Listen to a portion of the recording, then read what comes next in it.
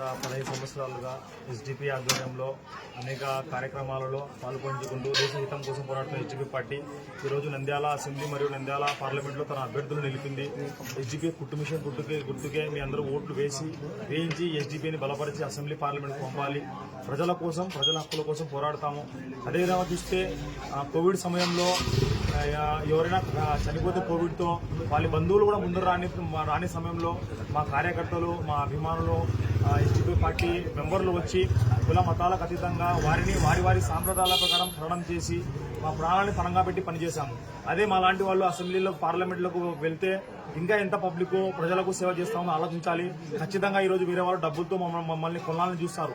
ఆ డబ్బుతో మనం అమ్ముడుపోకూడదు. మనం ఖచ్చితంగా పోరాడే పార్టీ వెంట ఉండి పోరాడే పార్టీని గెలిపించి మనం కూడా ఆ పార్టీలో భాగస్వామ్యమై మనం చివరి వరకు పోరాడి ఈ దేశాన్ని, మన సొసైటీని బాగుపడదామని ప్రయత్నం చేద్దాం. అందుకోసం నా ఓటు కుట్టు మిషన్కు వేస్తున్నాను. నా 2 ఓట్లు, మీ 2 ఓట్లు కూడా కుట్టు మిషన్కు వేయండి. జై హింద్, జై ఎస్డిపి.